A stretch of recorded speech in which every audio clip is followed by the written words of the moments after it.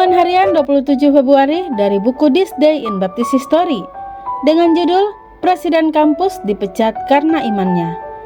Nats yang diambil Mika pasal 6 ayat 8. Henry Dunster dilahirkan di Inggris sekitar tahun 1612 dan di usia muda telah mengenal juru selamat kita.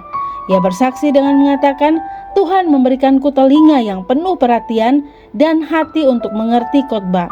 Tuhan telah menunjukkan padaku dosa-dosaku dan pendamaian oleh Kristus. Dan perkataan ini jadi lebih manis bagiku daripada hal lainnya di dunia.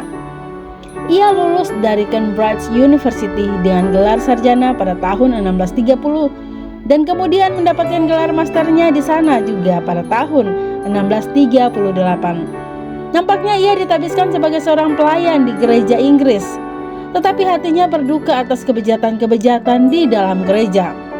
Ia kemudian meninggalkan Inggris dan berlayar menuju Amerika. Segera setelah tiba di Boston, Dunster dengan suara bulat dipilih untuk melayani sebagai presiden pertama Harvard College pada bulan Agustus 1640. Kepemimpinannya dihargai dan kampus itu bertumbuh selama masa-masa awal kepengurusannya. Kita harus memberitahukan bahwa beberapa orang di gereja Inggris pada masa itu masih mempraktekkan penyelaman, dan Dunster adalah salah satu di antara mereka. Ia bergabung dengan gereja Cambridge dan satu-satunya perbedaan doktrinnya adalah mengenai baptisan selam.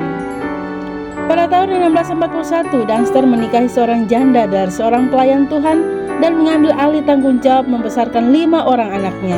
2 tahun kemudian ia menjadi seorang duda dan pada tahun 1644 ia menikah lagi. Bagi pernikahan ini telah lahir 5 orang anak. Antara periode 1648 dan 1653, Presiden Dunster sampai kepada sebuah keyakinan hati yang mantap bahwa hanya orang yang percaya yang boleh dibaptis. Masalah itu muncul ke permukaan pada tahun 1653 ketika Dunster menahan seorang bayi yang baru dilahirkan untuk dipercik. Reverend Mitchell adalah gembala di gereja Cambridge pada waktu itu, dan ia bertemu dengan presiden kampus itu dan berusaha mencegahnya untuk tidak menahan bayinya dipercik. Namun, logika pemikiran Dunster begitu kuat sehingga gembala muda itu pergi dengan ketakutan. Takut pikirannya diambil alih oleh pemikiran-pemikiran bahwa baptisan bayi adalah buatan manusia. Presiden Dunster terus berkhotbah melawan baptisan bayi, dan pada tanggal 2 dan 3 Februari 1654, sebuah konferensi khusus di daerah Boston diadakan dan Presiden Dunster dipanggil untuk datang. Ia memberikan pembelaan yang patut dipuji terhadap posisinya, tetapi para pelayan gereja Cambridge tidaklah terkesan. History of Harvard University atau Sejarah Universitas Harvard menceritakan kisah berikut.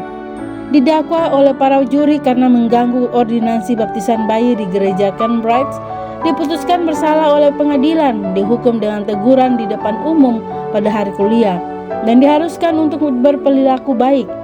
Kemartiran Dunster disempurnakan ketika ia dipaksa pada bulan Oktober 1654 untuk mengundurkan diri dari jabatannya sebagai presiden. Presiden Dunster memohon pengadilan agar ia diberikan perpanjang waktu yang singkat saja. Berhubung ia sedang pindah rumah pada tahun itu dan diberitahu secara tiba-tiba, akhirnya pengadilan mengabulkan permintaannya dan ia diizinkan untuk tinggal hingga musim semi berikutnya. Karena keyakinannya yang teguh, Dunster meninggalkan Cambridge. Dapatkah Anda bayangkan penganiayaan terhadap kaum baptis mula-mula? Dapatkah engkau menegaskan keyakinan seperti itu di dalam hidupmu? Karena Allah menjadikan kita orang-orang yang berkeyakinan daripada yang mengejar kenyamanan. Henry Dunster meninggal pada tanggal 27 Februari 1659 hari ini di Sutcliffe, Massachusetts, dan terbangun di tempat orang yang lelah dapat beristirahat. Renungan tambahan Dr. Suwanto Liau. Poin pertama, orang cerdas jika mau dengar dan mau menyelidiki serta sungguh hati mencari kebenaran, ia pasti akan memutuskan seperti Henry Dunster. Presiden Harvard University, seorang presiden atau rektor universitas sudah pasti bukan orang yang bodoh. Di dunia memang ada banyak orang cerdas, tetapi sayang, tidak banyak orang cerdas yang peduli pada kebenaran dan perkara surgawi. Jika cerdas dan memperdulikan perkara surgawi dan rohani, maka pasti ia akan mempermasalahkan hal-hal yang mengusik Henry Dunster. Sejak awal, kekristenan orang yang dibaptis adalah yang akan menjadi murid atau dewasa, bahkan sudah sungguh percaya.